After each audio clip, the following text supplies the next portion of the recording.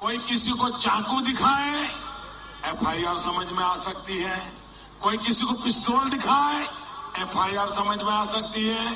कोई किसी को बंदूक दिखाए, एफआईआर समझ दिखाती है। मुझ पर एफआईआर इसलिए लगी है कि मैंने लोगों को कमल दिखाया। Well, after casting a vote, conventionally in an election, people are asked to give a bite.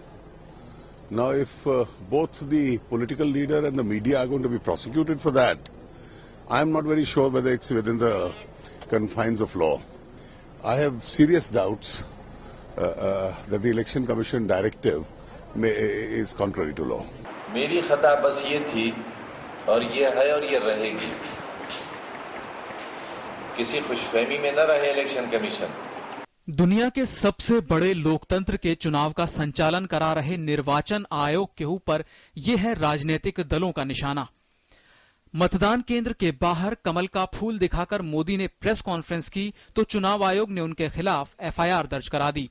जाहिर है इससे बीजेपी को भड़कना ही था, लेकिन जिस तरह से खुद मोदी समेत बीजेपी के आला नेता जेटली सामने आए वो चौंकाने वाला रहा।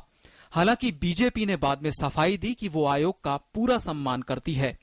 Election Commission is a constitutional body and the BJP has always respected it. It will continue to respect it. I think it's wrong to give any political color to them. BJP तो सफाई दे रही है, लेकिन आजम खान तो बाकायदा आयोग को खुली चुनौती दे रहे हैं। भड़काऊ भाषणों के मामले में आयोग आजम पर यूपी में रैली और रोड शो करने पर पाबंदी लगा चुका है। आजम इसी मामले में आयोग को निशाने पर ले रहे हैं। किसी खुशफहमी में न रहे इलेक्शन कमीशन। ये खता थी, ये है और ये रहेगी कि अगर कारगिल की पहाड़ी के शहीदों के नाम मुसलमान के अलावा कोई बताए तो वो सेकुलर है।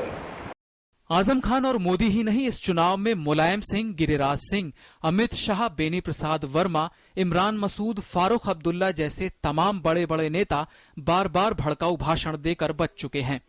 ज्यादातर लोगों के खिलाफ आयोग ने केवल चेतावनी दी है, जबकि कुछ के प्रचार पर पाबंदी लगाई गई है। अब सवाल यह है कि आखिर नेता बार बार चुनाव आयोग के दिशा निर्देशों की अनदेखी क्यों कर रहे हैं? आखिर क्यों आयोग नेताओं के खिलाफ कार्रवाई करने से मजबूर है? उम्मीदवार या उनके समर्थक आखिर कानूनी कार्रवाई से डरते क्यों नहीं? कानून के जानकारों का मानना है कि इसकी वजह सख्त कानून की कमी है। इस स्टेज पे अगर एक्शन इलेक्शन कमीशन कोई लेता है वो एक तरह प्रिमा फेसी प्रीमेच्योर एक्शन हो जाएगा, क्योंकि हेट स्पीच आपने इसको पहले तो आप डिफाइन कैसे करोगे? आपको तो सहारा लेना पड़ेगा इंडियन पिनल कोड की प्रोविजन का। उसमें जब तक आप ट्रायल के बाद प्रूव नहीं कर पाते तब तक तो कुछ हो नहीं पाएगा। वैसे सुप्रीम कोर्ट ने भी हाल ही में विधि आयोग से कहा कि वो चुनाव आयोग को और ताकत देने पर अपने सुझाव दे। अदालत ने ये तो माना कि हेट स्पीच के मामले में स्पष्ट कानून का अभाव है, लेकिन मौजूदा कानूनों के तहत भी कार्रवाई में राज्य सरकारों की भूमिका पर सवाल उठाए।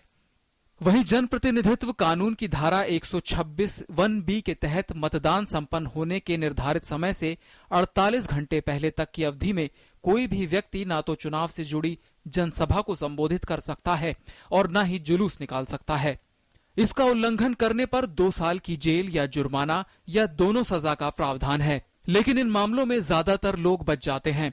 आचार संहिता उल्लंघन के अब तक 2 ही ऐसे मामले सामने आए हैं जहां सख्त सजा मिली हो। एक मामला पूर्व प्रधानमंत्री इंदिरा गांधी का है, जहां सुप्रीम कोर्ट ने उनका चुनाव रद्द कर दिया था, जबकि बाल ठाकरे को 6 साल तक चुनाव न लड़ने और मतदान करने से रोक दिया गया था। कुल मिलाकर जरूरत आयोग के अधिकारों को सख्ती से लागू कराने से लेकर आयोग को और अधिकार देने की भी है। ब्यूरो इनपुट के साथ विकास सारथी, डीडी न्यूज, दिल्ली।